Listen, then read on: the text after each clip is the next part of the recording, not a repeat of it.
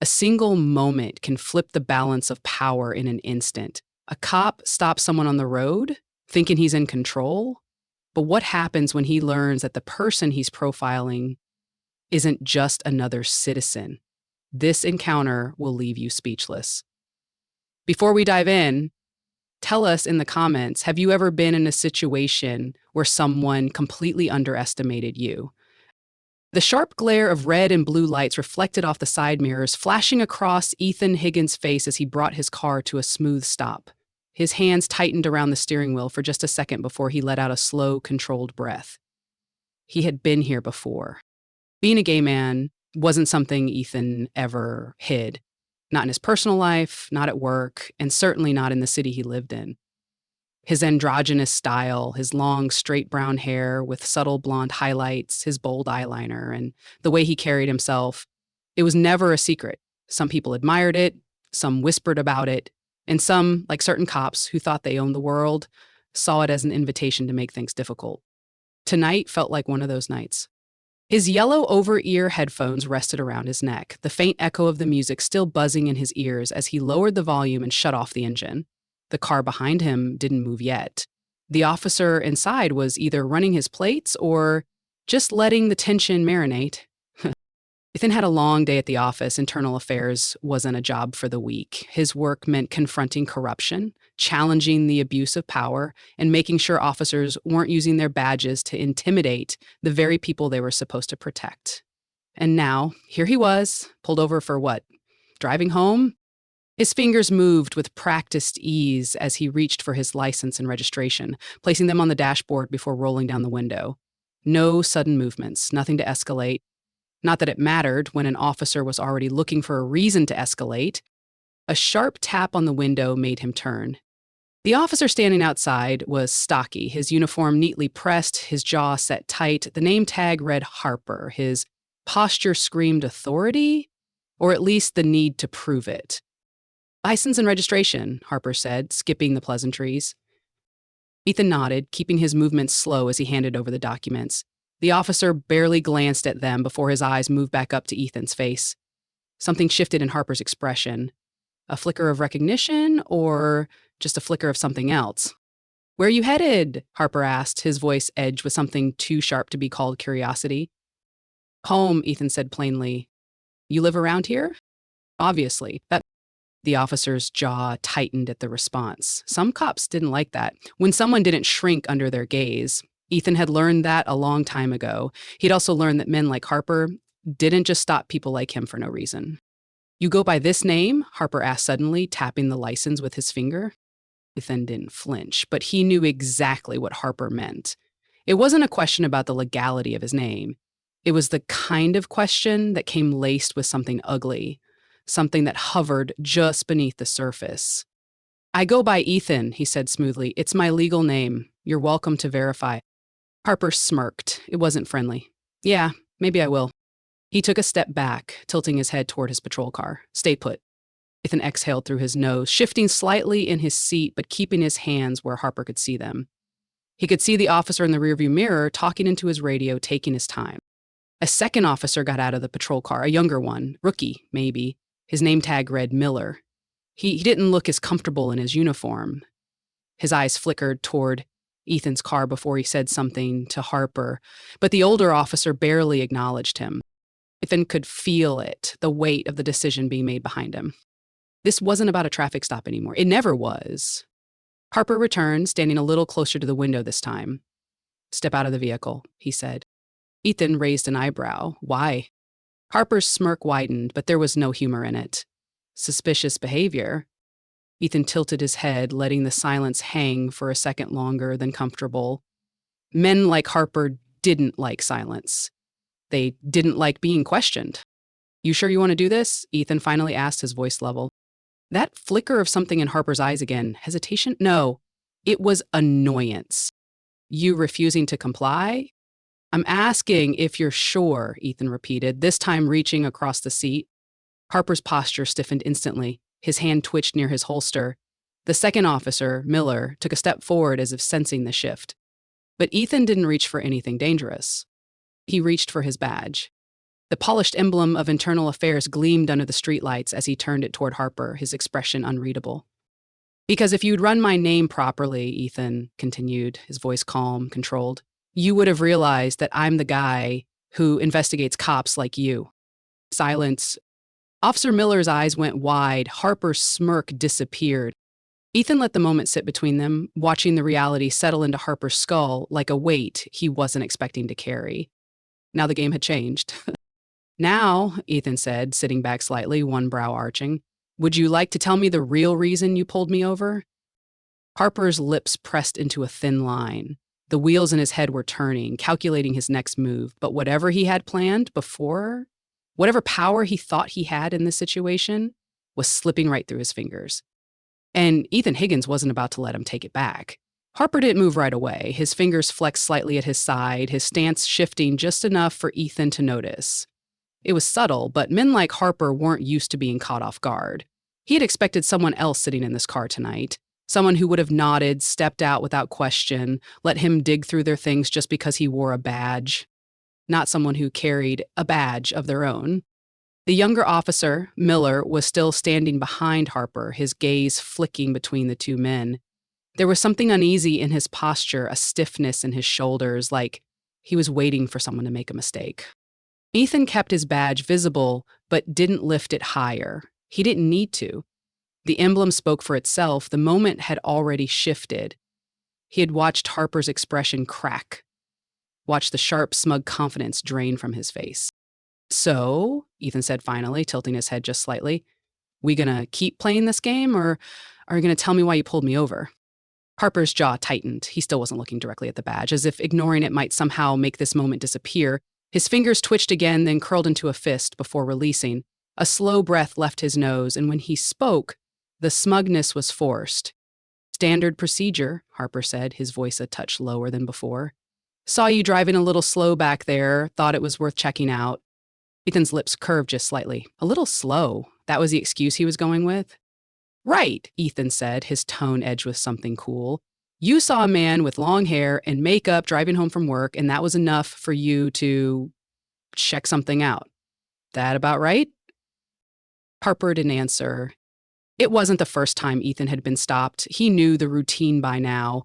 Maybe it wasn't always as blatant as being called a slur, but it was always there, the way some officers lingered just a little too long when checking his ID, the way some looked at his appearance like it was something they had to categorize, gay, feminine, other, something they could excuse treating differently. But tonight he wasn't about to let it slide. Miller cleared his throat, shifting awkwardly. Look, he said hesitantly, maybe we should just... Harper's head snapped toward him. I got this, Harper muttered, voice tight. Miller pressed his lips together like he wanted to say something else, but he took a step back instead. Ethan let his elbow rest against the window frame, keeping his expression relaxed. You want to check my plates again, he asked. Maybe dig through my glove compartment while you're at it? Harper's eyes flashed. That what you think I'm doing? Ethan arched a brow. Am I wrong? Another silence. This wasn't going how Harper thought it would. He had started this with the advantage, flashing lights, a badge, authority. But now? Now he was stuck standing on the wrong side of a power trip. Harper took a slow breath, squaring his shoulders, trying to regain control of something that was already gone. Listen, Harper said, his tone shifting just slightly, smoothing itself out. No need to escalate things. Just doing my job. Ethan let out a short laugh. Right, just your job. You're free to go, Harper muttered, taking a half step back. Ethan didn't move right away. He could have. He could have put the car in drive, rolled up his window, and been done with this entire conversation. But he didn't, because he had something Harper didn't. Control over how this ended. So, that's it? Ethan asked. You pull me over for absolutely nothing, let it hang over my head like I did something wrong, and now that you realize I have authority, you're just going to walk away? Harper's jaw clenched again. Ethan shook his head. You don't get to just leave and pretend this didn't happen, he said, his voice even now. I don't get to pretend it didn't happen. Harper's nostrils flared, but Ethan saw it now, the hesitation, the cracks in his stance. Harper knew he had messed up, knew that this wasn't something he could just brush off. Miller took another step forward, rubbing the back of his neck. Look, he started, his voice a little awkward. Maybe we should just call it a night. Ethan let his gaze flick over to him. The rookie had more sense than his superior. He exhaled through his nose before finally shifting in his seat, reaching toward the gear shift. Yeah, he said, turning his attention back to Harper. You do that. He let his badge drop slightly, resting it back in his lap as his fingers curled around the wheel. Harper hesitated a second longer, then turned sharply on his heel, stalking back toward his patrol car. Miller lingered, his mouth parting like he wanted to say something, but instead, he just nodded stiffly and followed. Ethan watched them through the mirror as he started the car again, the engine humming beneath his fingertips. As he pulled away from the flashing lights, the tension in his shoulders finally started to unravel. It wasn't the first time this had happened, but for the first time, he was the one who got to drive away, knowing he had won. Ethan didn't sleep much that night. He had gone through his usual routine, washed off his makeup, set his headphones on the nightstand, and crawled into bed. But his mind wouldn't shut off. The interaction with Harper replayed over and over again, each second stretching out longer in his head. The flashing lights, the way Harper had looked at him, the way his own heartbeat had quickened when the officer's hand had hovered just a little too close to his holster. It wasn't the first time something like that had happened, but it was the first time he had been the one holding the power at the end. By morning, he was already at his desk in the Internal Affairs office, a fresh cup of coffee cooling beside him as he scanned through the reports from the night before. His badge rested on the table next to his laptop, a reminder of who he was, of the role he played in the department. Being openly gay in law enforcement wasn't easy. It had never been. He had gotten used to the stares early on, the way some of the older officers barely hid their disdain when they had to work with him.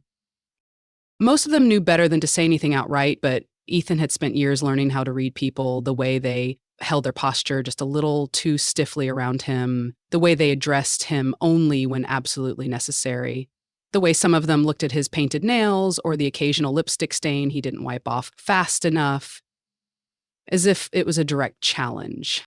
But none of that mattered. He had built his reputation here on something stronger than their opinions. His ability to do his job. A notification popped up on his screen, breaking his train of thought. Officer complaint filed. Bradley Harper. Ethan exhaled slowly. He didn't need to open it to know exactly what it was. The department had rules. Officers couldn't just pull someone over without probable cause, and they especially couldn't escalate a situation based on personal bias. He clicked the report open anyway, scanning through the brief description. The complaint had been submitted by an anonymous citizen who had witnessed the stop. Interesting.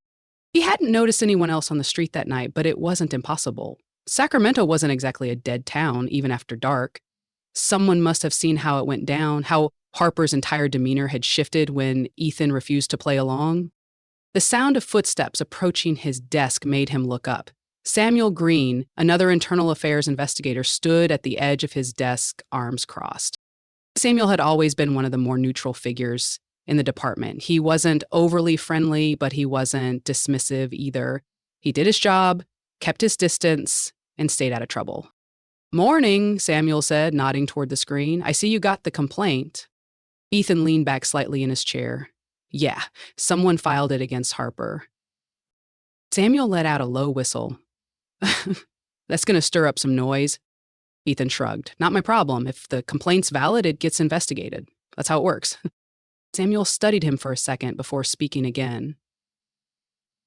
Word's already getting around about what happened. Ethan wasn't surprised. Departments were like high schools. One officer screws up, and suddenly everyone knows before the end of the next shift. Samuel hesitated before continuing. Harper's been here for a while. He's got friends in the right places. Just be ready for some pushback. Ethan gave him a tight smile. I've been dealing with pushback since the day I walked in here. I'll manage. Samuel nodded once before walking off, leaving Ethan alone with the open complaint still glowing on his screen. He took another sip of his coffee, letting the bitterness settle on his tongue before setting the mug down. This wasn't about revenge. It wasn't about making an example out of Harper. It was about making sure officers like him didn't think they could get away with this. Before he could type up his notes, a voice cut through the office. Higgins! He turned his head just in time to see Commissioner Rachel Vaughn approaching. Vaughn wasn't someone who wasted time with pleasantries. She was sharp, efficient, and had the kind of presence that made people stand up a little straighter when she walked into a room. Ethan closed his laptop and stood as she reached his desk. "Walk with me," she said, already turning. He followed, matching her pace as they wove through the office. She didn't speak again until they were inside one of the smaller conference rooms, the door shutting behind them. Vaughn turned to face him, arms crossed. "I read the report." Ethan nodded. "Figured you would." She exhaled sharply. "You know this is going to get messy, right?" Ethan didn't flinch. "It's already messy." Vaughn's eyes locked onto his. "I'm not saying don't investigate. I'm saying be smart about it. Harper's the kind of guy who doesn't like being challenged. If this goes through formal channels, he's going to come back swinging." Ethan leaned against the wall, arms crossed. "I don't care if he swings. What happened wasn't okay. He pulled me over because he thought he could. And if it had been someone else sitting in that car, someone without a badge, who knows how it would have gone." Vaughn studied him for a long moment before speaking again, her tone a little quieter. "You think this is the first complaint against him?" Ethan's jaw tightened. "How many?" Vaughn didn't answer right away. She walked over to the window, glancing outside before turning back. "Enough that I should have taken action sooner." Ethan held her gaze. He wasn't just another officer in the system. He was a gay man in a profession that still hadn't figured out how to deal with people like him. He had fought to get where he was, fought to prove that he belonged, and now he had the chance to do something that mattered. He straightened, pulling open the door. "Then let's make sure he doesn't get another one." Vaughn didn't stop him. As Ethan walked back to his desk, he knew one thing for sure. Harper wasn't just a problem, he was a pattern. And Ethan Higgins wasn't about to let that pattern continue. Ethan sat at his desk, his fingers hovering over the keyboard, but his mind wasn't on the screen. His inbox was already flooding with emails. Some routine, some not. A few subject lines stood out more than others. Harper incident. Urgent discussion. Request for clarification. It was starting. The complaint had barely been filed for 12 hours, and already the backlash was creeping in. He wasn't naive. He knew exactly how this was going to go. Harper had friends, and the kind of officers who looked out for their own didn't appreciate someone like Ethan coming in and shaking the table. His phone vibrated against the desk. A text from Samuel. "Watch your back, people are talking." Ethan exhaled sharply. Of course they were. Being openly gay in the department had always meant walking a tightrope. Some officers thought it made him weak. Some just didn't know what to do with him. The fact that he wasn't afraid to wear eyeliner to work, the fact that he didn't lower his voice to make himself seem more masculine, the fact that he never apologized for who he was, it unsettled them. But this, filing a complaint against someone like Harper, that wasn't just unsettling, it was a direct challenge. A shadow passed over his desk. He looked up to see Lieutenant Mark Frazier standing there, arms crossed, a stiff expression on his face. Frazier was one of those officers who had been on the force long enough to think he owned the place. His reputation was built on loyalty, on keeping the family tight, on making sure internal affairs didn't overstep. "Got a minute?" Frazier asked, though it wasn't really a question. Ethan leaned back slightly in his chair, nodding. "Sure, what's up?" Frazier gestured toward the hallway. "Walk with me." Ethan pushed away from his desk, smoothing out the sleeves of his blue shirt as he stood. He was used to these kinds of conversations. Subtle warnings, power moves disguised as casual chats. He could already guess where this was going. They walked in silence until they reached one of the quieter corners of the building. Frazier turned to face him, his expression unreadable. "You filed a complaint against Harper," Frazier said. It wasn't a question. Ethan nodded. "An anonymous witness filed the complaint. I reviewed it. It's valid." Frazier let out a slow breath, shaking his head slightly. "You really want to go down this road?"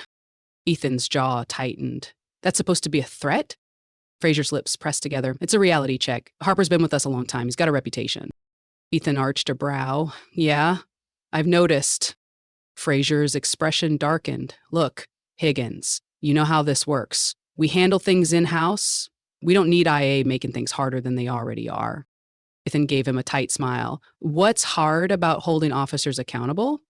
Frazier's nostrils flared slightly. "We don't need you stirring up division."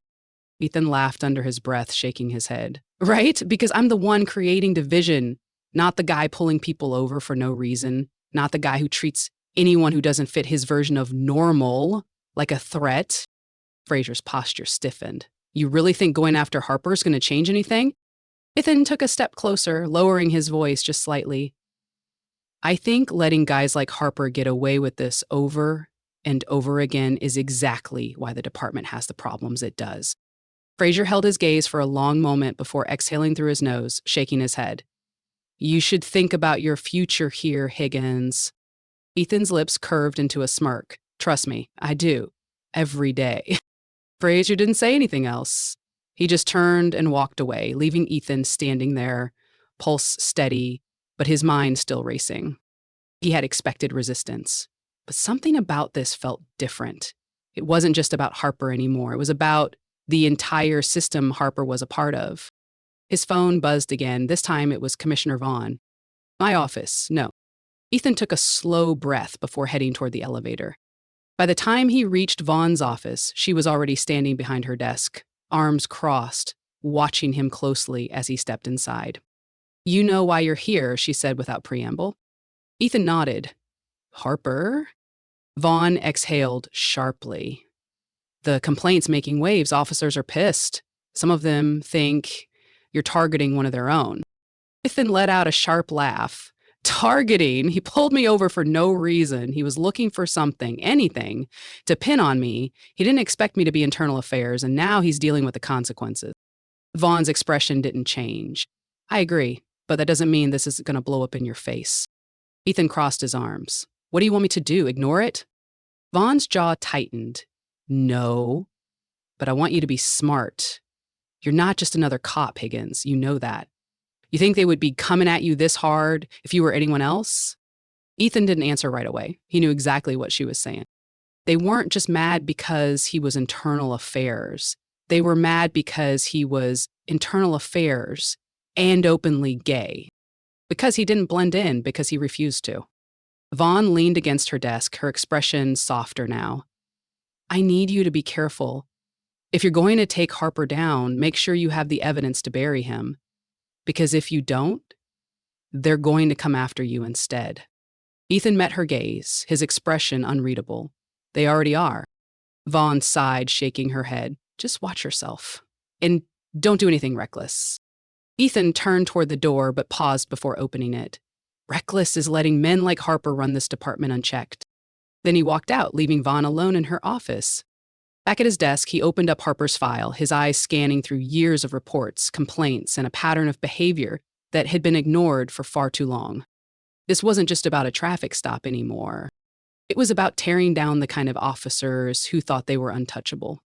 And Ethan Higgins had every intention of making sure they never got that comfortable again. Ethan sat at his desk, staring at the open case file in front of him.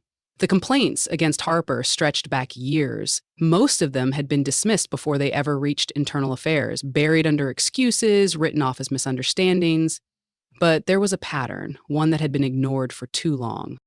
His phone buzzed again, another email, another warning. He didn't even have to read it to know what it said. Ever since the complaint against Harper had become public knowledge, the department had turned against him in full force. The looks in the hallways had grown colder. The whispered conversations stopped the second he walked by. And then there were the messages. Some subtle, some not. Watch your back. You're making enemies. And you don't belong here. That last one made him smirk, as if he hadn't been told that 1,000 times before. Being openly gay in the force had never been easy. It wasn't just the stares or the offhand comments that people thought he couldn't hear. It was the unspoken rules, the expectation that he would keep his head down, that he would try to blend in, that he would make himself small enough to be tolerated. He had never done that. He had never wanted to. And now they were making it clear what happened to people like him who didn't fall in line. A knock at his door pulled him from his thoughts. Samuel stepped inside without waiting for an invitation, closing the door behind him. His face was tense. His usual easygoing expression replaced with something more serious. You need to see this, Samuel said, setting his phone on the desk and pressing play on a video. Ethan leaned forward, his eyes narrowing as the footage began to play. It was security camera footage from a parking lot. The timestamp was from last night. Harper stood outside a bar, surrounded by a small group of officers. They were talking, laughing, but then Harper's expression darkened. He said something, and the group grew quieter. Then Ethan heard it. You really think I'm going to let some makeup-wearing little fairy get me fired? Ethan's jaw tightened. The officers around Harper exchanged glances, some of them laughing awkwardly, others looking away. But none of them spoke up. None of them told him he was out of line. Harper kept going. That freak doesn't belong here, never did. You think I'm just going to roll over and let IA take me down because some pretty boy wants to play dress up and act like he's in charge? Ethan inhaled slowly, forcing his pulse to steady. This wasn't just about the complaint anymore. This was personal. Samuel paused the video, watching Ethan carefully. I thought you should see it before it spreads. Word is Harper's been trying to turn more people against you. He's pissed and he's not hiding it. Ethan let the silence hang between them for a moment before finally speaking. Good. Samuel blinked. Good? Ethan leaned back in his chair, a slow smile forming. He's getting sloppy. He's panicking. That means we're getting to him. Samuel exhaled, shaking his head. You know he's not going to just let this go, right? He's pushing back because he thinks he can still win. Then we make sure he doesn't. Ethan closed the file on his desk, standing up. If he wants a fight, he picked the wrong person. They both knew what this meant. Going after Harper wasn't just about holding one bad cop accountable anymore. It was about the entire system that let him get away with it. Samuel hesitated for a moment before nodding. What's the plan? Ethan grabbed his jacket. We take it to Vaughn. No more waiting. No more warnings. He's made his move. Now it's our turn. The walk to Vaughn's office felt different this time. More eyes followed him. More conversations died as he passed. He knew what they were thinking. Some of them were waiting to see if he would fail. Others were hoping for it. But Ethan had spent his entire life proving people wrong. Vaughn was on the phone when they stepped in, but she waved them inside, holding up a finger as she finished her call. She hung up a few seconds later, looking at them both with sharp eyes. I assume you have something important? Ethan didn't waste time. He set Samuel's phone on her desk and pressed play. Vaughn watched the video in silence. When it ended, she leaned back in her chair, exhaling slowly. Damn it. Ethan crossed his arms. It's not just the traffic stop anymore. He's actively trying to turn the department against me, and judging by the last few days, it's working. Vaughn rubbed her temples. I told you this was going to get messy. And I told you I didn't care. She looked up at him, holding his gaze for a long moment before nodding. All right, we escalate. Samuel's brows lifted. Just like that? Just like that, Vaughn confirmed. We can't let this slide. If we do, it sends a message that officers like Harper can say whatever they want, do whatever they want, and face no consequences. Ethan exhaled. For the first time since this started, it felt like something was shifting in the right direction. Vaughn pushed away from her desk, standing. I'll handle the official side of things, but Higgins... He met her gaze. You need to be careful, she said, her voice quieter now. This department doesn't like change, and you're forcing it.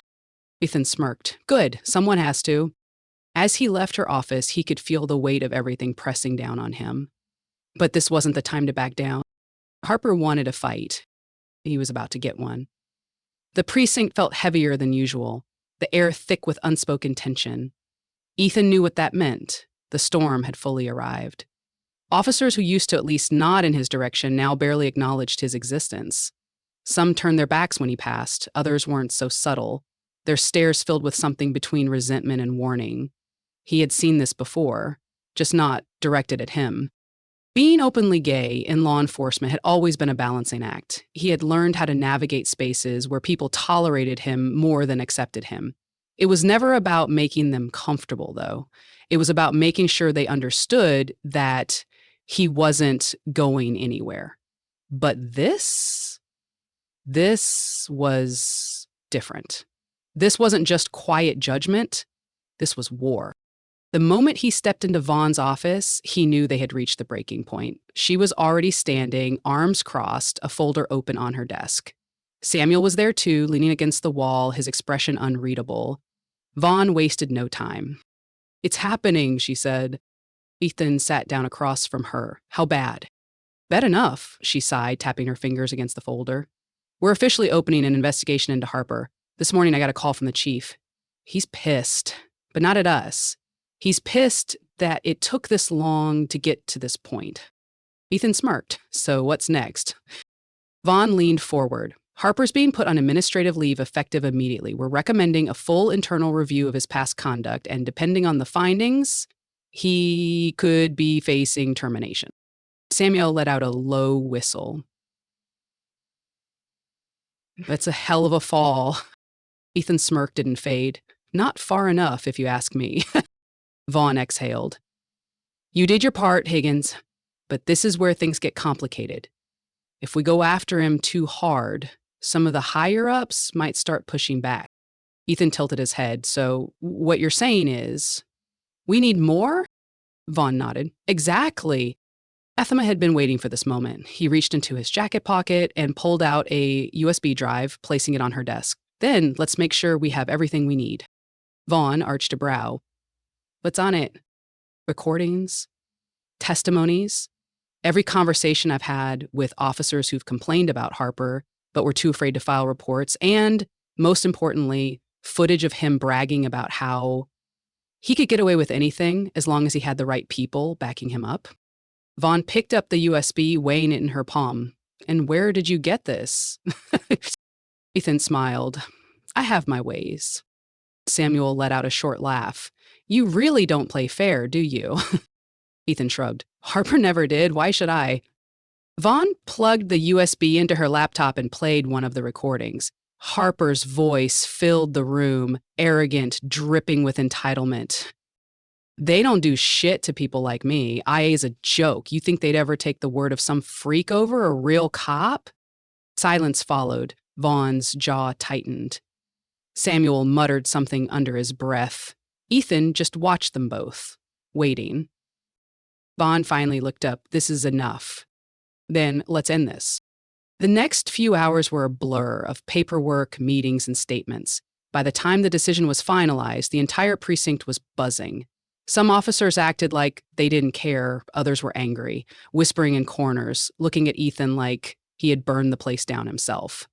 Maybe, in a way, he had. By the end of the day, Harper was escorted out of the building, his badge was taken, his gun was surrendered. And for the first time, Ethan saw something he never thought he would. Harper, powerless. It was over. Later that night, Ethan sat in his apartment, a glass of whiskey in one hand, his phone in the other. Messages were rolling in, some congratulating him, some warning him that he had just made himself even more enemies.